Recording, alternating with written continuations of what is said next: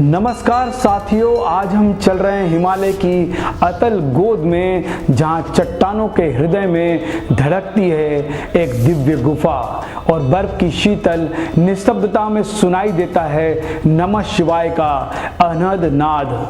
यह वही पावन स्थल है जहां शिव ने पार्वती को अमरत्व का रहस्य सुनाया और वहीं मां सती की कथा से जुड़ा है शक्तिपीठ भी उजागर होता है। हम पहुंचे हैं अमरनाथ महामाया शक्तिपीठ।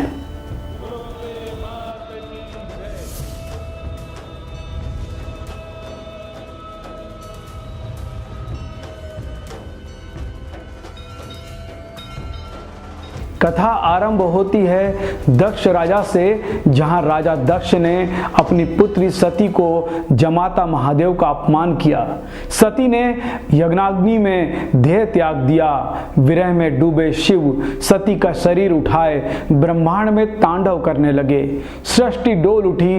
देवताओं ने विष्णु से विनती की। तब सुदर्शन चक्र से सती के अंग खंड खंड हुए। जहां जहां गिरे वहां वहां शक्तिपीठ प्रकट हुए।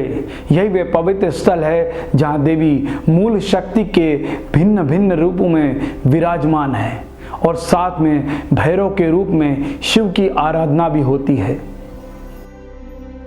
कश्मीर की पर्वत श्रेणियों में बसी अमरनाथ गुफा को ऐसे ही परंपराएं महामाया शक्तिपीठ मानती है, जहां सती का कंठ गिरा था। कहते हैं एक समय पार्वती ने शिव से पूछा, प्रभु आप अमर क्यों हैं? अमरत्व का रहस्य क्या है? यह सुनकर शिव उन्हें उस गुफा तक ले गए जहां कोई भी प्राणी, अंग या सजीव ध्वनि उनके रहस्य को सुन न सके। मार्ग में उन्होंने नंदी को पीछे छोड़ा, चंद्रमा को उतारा, सर्प को त्यागा और गण को भी लौटा दिया, ताकि शून्य साक्षी प्रकृति के मध्य केवल शिव और शक्ति हो। उस पूर्ण अनंत में शिव ने अमर कथा सुनाई। कहते हैं वहीं पास में पड़े अंडों में जीवन स्पंदन हुआ, वह कबूतर बना। इसलिए आज भी गुफा के पास कबूतरों को पवित्र माना जाता है। इसी दिव्य गुफा में हर वर्ष बर्फ के स्वयं शिवलिंग प्राकट्य होते हैं। शक्तिपीठ परंपरा के अनुसार अमरनाथ धाम में देवी महामाया का वास माना जाता है, जो माया और मुक्ति दोनों का द्वार है। माया यानी आवरण और महामाया यानी वह शक्ति जो आवरण को हटाकर ज्यों का त्यों सत्य उजागर कर दे। भैरव के रूप में शिव यहाँ त्रिसंधेश्वर माने जाते हैं, तीनों संध्याओं के अधिपति, यानी वह साक्षी ज्योति जो प्राय मध्याह्न और संध्या हर बेला में चेतना को प्रकाश से भर देती है। जम्मू कश्मीर की हिम शिखर श्रेणियों में स्थित यह गुफा ऊंचाई पर स्थित है। मार्ग कठिन है पर आस्था ज्यादा। यहाँ का मौसम पल पल बदलता है। सुबह का उजाला आसमान दोपहर तक बादलों में भर सकता है। सांझ को शीतल लहरें चेहरे को चूमती है, भीतर तक उतरती है और यात्रा यहाँ से प्रारंभ होती है। यात्रा केवल भक्त भाव नहीं, यह अनुशासन धैर्य की कसौटी भी होती है। यही कठिनाइयां शायद मन को शिव के विरक्त सौंदर्य से जोड़ देती है, कम, सरल, शून्य पर पूर्ण। अमरनाथ का उल्लेख लोक कथाओं, संत परंपराओं और क्षेत्रीय इतिहास में आता है। हिमालयी तीर्थ यात्राओं का यह महान केंद्र रहा है। कई जनरल यात्री वृत्तांत अमरनाथ धाम को अत्यंत प्राचीन बताते हैं, किंतु इसकी तारीखें, शासक और कालखंड अलग अलग स्रोतों में भिन्न भिन्न रूप में मिलते हैं। एक परंपरा इसे शक्तिपीठ भी बताती है, जहां सती का कंठ गिरा, देवी महामाया विराजी, भैरव त्रिसंधेश्वर।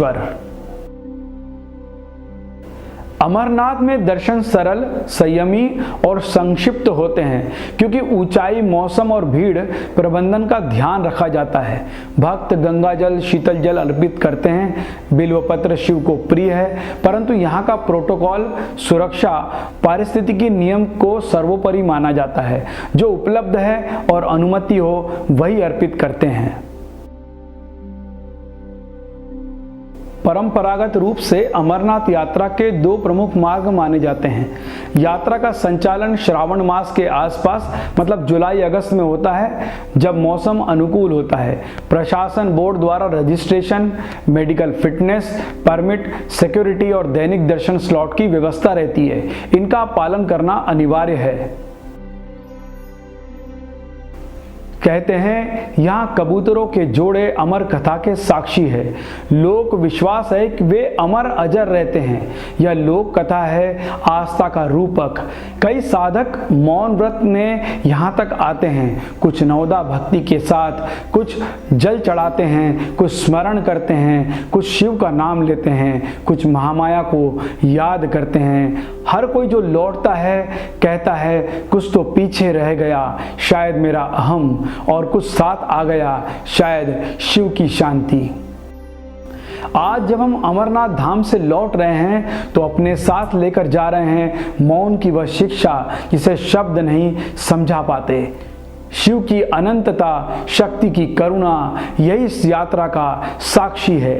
यदि जीवन की थकान आप पर भारी हो, कभी इस गुफा तक आकर हिम शिव के दर्शन न हो, केवल आंख मूंद लें तो हम पाएंगे शिव हमारे आसपास है। भीतर की रोशनी बढ़ रही है और दूर कहीं कोई आवाज से कह रहा है, मैं हूं, शांत हो जाओ। हर हर महादेव।